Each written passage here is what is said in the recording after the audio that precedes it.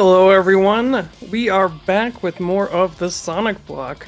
Up next we have Nimputs running Sonic Triple Trouble. So it looks like we are ready to go, so I will throw it over their way. Here we go, Nimputs, take it away.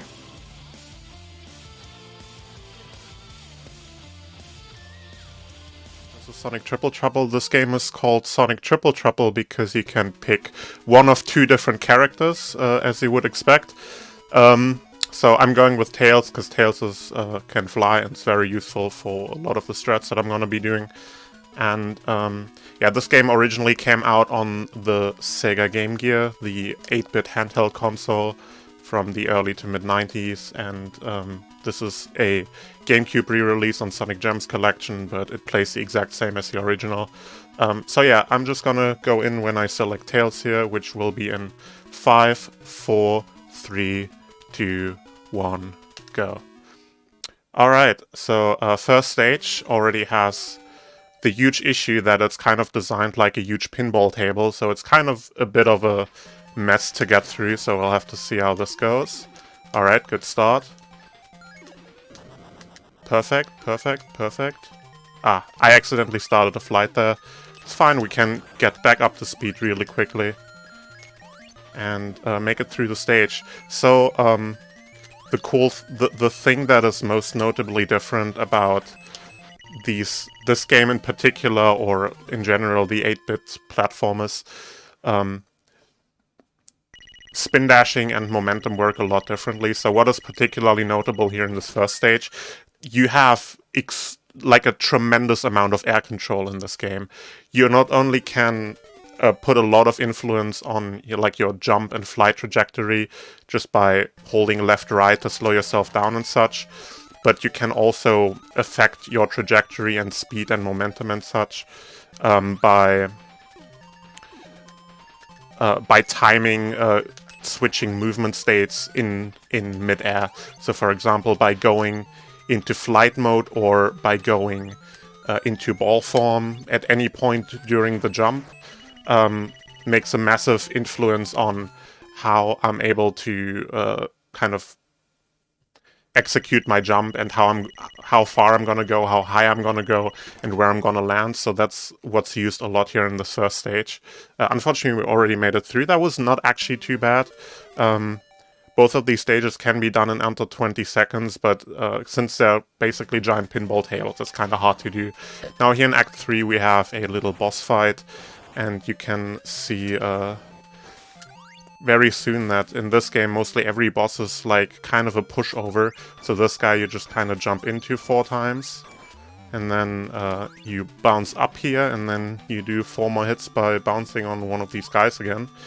And here this makes use again like switching movement states mid-air. So if you just jump on the spring, you would get launched up into the boss, but you would not be in ball form, so you would just hit the boss and die. So you have to hit A shortly after hitting the spring, and then you switch into ball form mid-air, and you can hit the boss. So yeah, that was the first zone. Another very notable aspect to this game is it runs on extremely underpowered hardware, so it is unfortunately extremely laggy, and it has the tendency to not only have unstable frame rates, but also drop a lot of inputs. So if at any point I miss a jump, I did not make a mistake. I do not make mistakes. It's always the game's fault.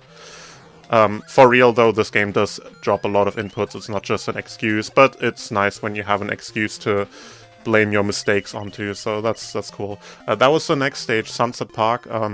A very quick level, very straightforward level here. It was very important that there's like this ramp at the beginning, and that you carry all the momentum from this ramp, because that makes the rest of the level significantly easier. Because you just carry so much momentum, and yeah, otherwise you have to do a lot of stuff manually. This stage is really cool. It's one of my favorite levels. This has a lot of movement emphasis in particular. There's a lot of jumps that you have to do very particularly, because there's like a billion obstacles that slow you down. Like you see these windmills that are kind of like in the background on these poles. When you touch these like in the wrong part of your jump, you get stuck on them, and it's you waste a lot of time and it's miserable. So you have to do very specific jumps in order to be able to get through here and keep your momentum. Now, that was Act 1 and 2, and now this is Act 3. This is once again a boss, and this is an auto-scroller, which has also excellent music. The fun thing about this auto-scroller is you just kind of have to jump into these enemies, then there's a gap here, and there's another gap, so you might think like, oh, they're trying to do like a little auto-scroller platforming section, but after like 3 gaps, they forgot that what they were going for, and that they wanted to do maybe platforming section. So for the remainder of this, it's just the enemies that you jump into, and nothing is really happening anymore. So if there is anything, now would be a good time to read for like half a minute or so. Okay, fantastic. If you're looking to donate towards our lovely charity today, Go Rescue, type !donate in chat to get the link to our Tiltify page, where you can make a direct donation. We also have some incentives and bid wars for you to choose from, so get those donations in to help the ones you want get met. Also, the color palette of this level is really speaking to me. I love the oranges. It's fantastic. Yeah, it's really nice. Yeah, this is the boss. It's kind of just like the train part of the train. You just have to jump into it and then it explodes. You can sometimes get like an early hit here, save like 3 seconds with an earlier cycle. But, you know, this level is pretty much the same every time, unless you have a brain moment and die during the auto-scroller, but that luckily didn't happen. So the next thing, the next level is Meta Junglera. You might ask, what is a Junglera? I have no clue. I think that is some Japanese pop culture reference, but I don't actually know. I've heard it explained once and I didn't understand it, so yeah, whatever. This level is once again kind of a pinball-ish level design. It has these bouncy balls here. In this particular circumstances, there's a very good setup to get through this consistently. For this field of bouncy balls here, you want to pretty much just avoid it all. There's for the IL, there's a strat here that goes like in between the bouncy balls and gets like a perfect kind of flight timing to just bounce perfectly in between all of them and then just end up at the top, at the back of the stage. But it's stupid hard, stupid precise to do. So I'm not doing this in a single segment run. In a single segment run, your best shot is really just going around and just avoiding all of it. So yeah, if you with a setup on the first field of bouncy balls and with going around the second one, this level is probably the most consistent in the whole run. Act 2 is a bit more movement based. I really like this level as well. A lot of meant to go in the tunnel there, but it's fine. So this next section in particular is tricky. Okay, it ate my input here. That's fine. Jump, and here we... Oh, that's not good. You see the frame rate. Okay, let's do this again. Whoops, no jump. Okay, cool, it's fine. So I have to hit an item box here in a specific way, which allows me to jump into this shortcut and fly like to the end much quicker than otherwise. There's like a whole section that kind of goes down again through a loop, and then you have to like elevator back up, and that shortcut skips all of that. And yeah, you just have to hit this item box, but give it a spring in a very specific way to just get that momentum up to get launched into this tunnel.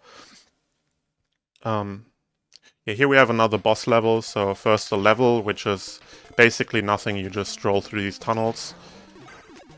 Drop down here, don't get stuck on the bouncy balls, and here's the boss. So on this boss you have to do nothing. So yeah, he just kind of hits you, and when you spin dash you deal damage to him, and that's it. Now here we have the second phase, which is slightly more difficult. We have to react to the fireballs dropping down. And also the pattern is always the same, so theoretically if you wanted to practice it, you could do this blind. But yeah, that's the boss. Once again, not really much of a challenge, which is personally how I like my bosses, because I have the controversial video game take that all bosses are bad, and I'm here for the platforming. So I'm happy anytime bosses can be done like this and don't actually provide any sort of challenge or anything. So that's personally fine with me, but Oh yeah, we love that. Also, that was an excellent animation of Tails falling asleep there on the ground. I love that Yeah. too. So this level is, again, we have this flight item box here, which we're gonna use to go over here, and then we have to drop down here and start a flight here, and that skips like most of the level. Come on. Inputs, inputs, inputs. Once again, okay, I made it through here. Okay, very nice. That's the level. So, by hitting that spring and then starting the flight, I got like to an upper area, and if I don't do that, this is like one of the strats that Tails allows us to do. With Sonic, there's like a way to do it too, but you have to do like a very elaborate kind of bottom route thing on a very poorly to control snowboard and then jump off of it. It's very finicky, much nicer with Tails. This level right here is the closest we get to having like a major make or break kind of skip in this run. Like, it's an intended shortcut, but it's very tricky to hit, so you have to do a very specific jump. Nope, that's not it.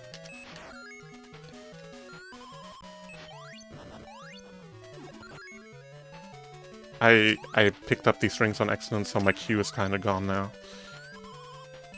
I do want to do it like in the fast way, so I'll give it. Okay, there it is. Yes, nice. there we go. That was perfect. Aside from the fact that I Yeah. screwed up the initial jump 5 times, but the actual skip hitting the tunnel I got first try, so I'm very happy about that. Yeah, that was very precise.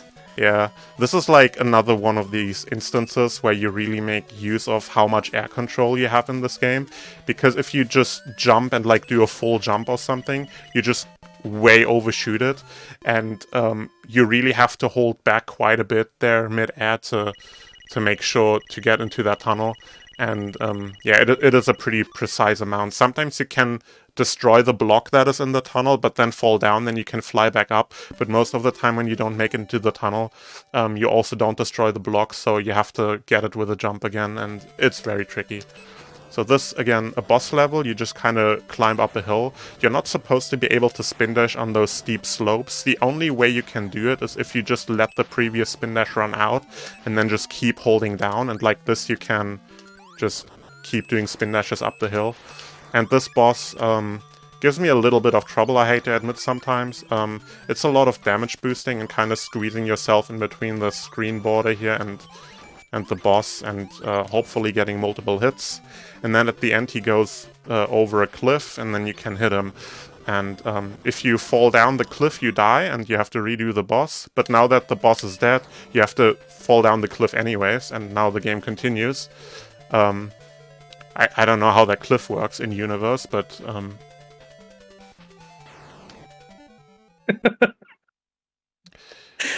Video game logic. We yeah, accept exactly. So now we get into the beloved water level. But actually, this game has a really cool water level. So Tails gets a neat upgrade here, which is called the Sea Fox, which you can see very soon is this... I have to take it... No, wait, I can just hit this. I was supposed to get up there, but I very poorly timed my jump. So the Sea Fox is this little submarine. It's very cute and amazing music plays.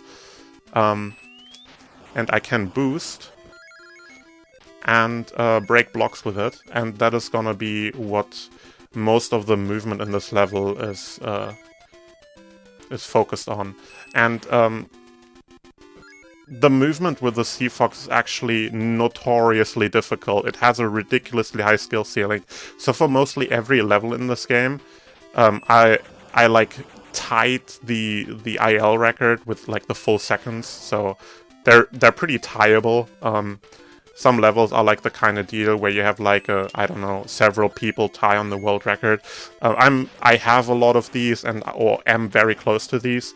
Tidal Plant is the only zone where I'm a couple seconds off of the IL world record, because the skill ceiling, the movement optimization is just so ridiculous on this, like on the Sea Fox. I can't even really explain why. There's just like so much with like positioning yourself and charging the boost and such. And doing this optimally is ridiculously difficult, and there's so much time you can save, and 128 was a horrible time because I fell down at the beginning, but aside from that, that was half decent. I'm kind of glad you fell down there at the start, just selfishly, because we got to see that excellent animation of Tails stuck in a bubble and he Oh was yeah. panicking. That was fantastic as well. Yeah, that's really good. Yeah. So next level here, once again, we're gonna get the Sea Fox up here. So there's this spike ball that falls down here. We have to dodge that first. If you're gonna be very risky, you can charge a boost right here and break through the blocks before the spike ball, but with how difficult it is to line yourself up with a Sea Fox and charge a boost exactly into that one block gap, that is very risky. I only go for it in the IL. I don't think I've ever done it in a run, because if you lose the Sea Fox, your run is pretty much over. Like, it loses so much time. Yeah, unless you lose the Sea Fox here, because here it's intended, because now it's faster to move on without, because you get these pipes, and the pipes don't work with the Sea Fox. And that was most of the level already done. Now we're in the final section of this level, which is kind of a weird downhill zigzag kind of thing. We might come close to drowning here at the end. We'll see. Yeah, you see there's the timer. Something I haven't mentioned yet. These signposts at the end, they flip around and they give you like different stuff. Like sometimes you get rings, sometimes you get extra points, sometimes you get an extra life. But it also can just flip around and then show the back of the sign, and then you have to hit it again. If you have a slightly slow ending and you run out of air, and then the sign flips around, you have to hit it again, you can drown there after hitting the sign. So no. you don't want that to happen. That would be terribly unlucky. Yeah. So here we have a boss. We shoot at him. And that's it. That's Knuckles, by the way. Shoutouts to Knuckles. But he's not putting up a very good fight here.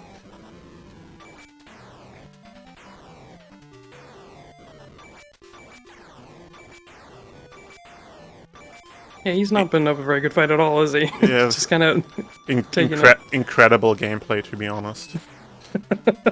And now we're already coming up to the final stage, which has the incredible name Atomic Destroyer.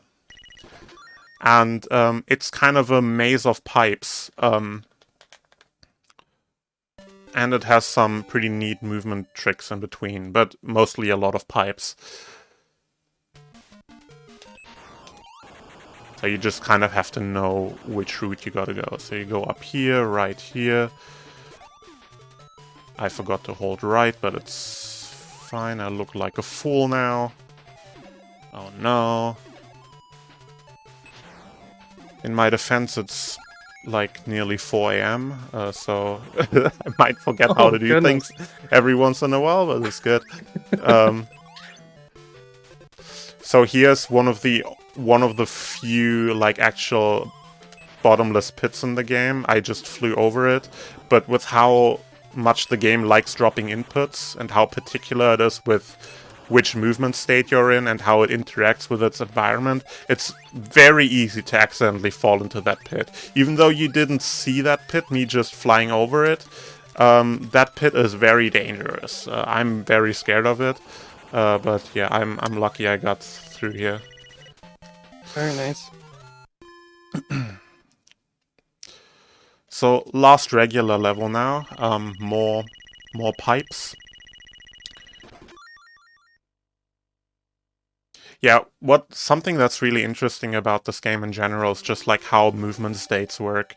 I don't actually fully understand how movement states work. It seems like depending on which spot you are in a level,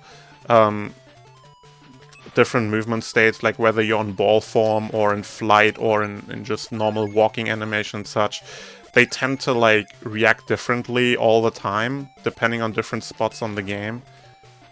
That is a nice damage boost, but dang it. If you get the damage boost there and spin dash out at the bottom at the time, you can skip the elevator, but I missed the timing at the bottom, unfortunately. And I did the wrong input. But yeah, you have to be very particular. You have to, like, really learn what movement states you want to be in at any given point for learning this. And it's very particular.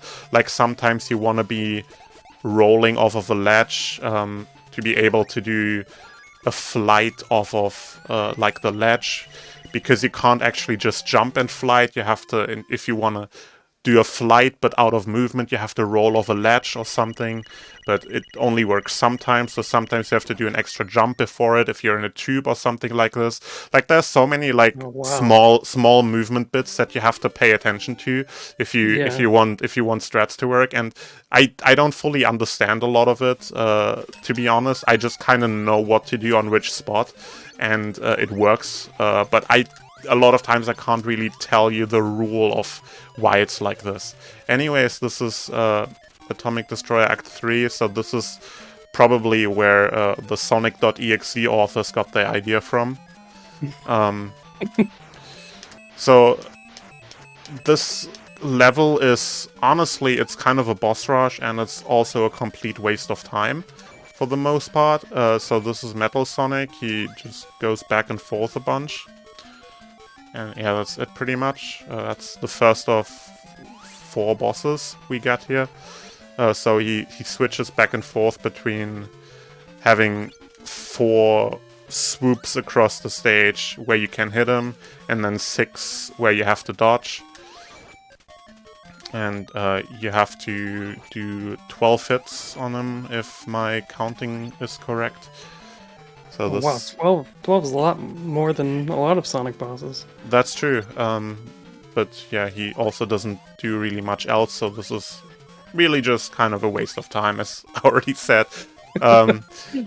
This last level just takes a long time, and I am a professional Atomic Destroyer Act 3 hater, because it's just all of this in this level is completely useless. We got a little teleporter here, and there's a checkpoint here which I'm gonna hit, because I'm gonna go on for a risky strat on the final boss, and I don't want to have to redo the Metal Sonic boss fight if I fail it. But yeah, first of all, we get this very exciting boss, which is this guy. You just kind of bounce on him. And that's it. The cool thing about the bosses in this level is they don't really seem to follow, like, any rhyme or reason on how many hits they take, and if like, I have no clue if I'm not convinced these bosses take, like, any fixed amount of hits. And if they do, this game has, like, no concept of how it registers hits. It just kind of, like, makes up stuff as it goes. So I don't know. For me personally, it feels like these bosses take, like, random times all the time, which is fantastic at the end of a run. Oh yeah, that's great. That's great for speedrunning. Yeah. These right here aren't too bad. Like, the one at the end is quite tricky though, which is coming up next. So I'm gonna try a pretty risky strat here. This boss is very damage boost based, and I'm gonna try to do quick hits with a flight here. I got it. Nice. Other one. Oh, nice. Yes. Oh, yes. I think... Yeah, we actually got a good boss. Let's go. I'm very happy about that.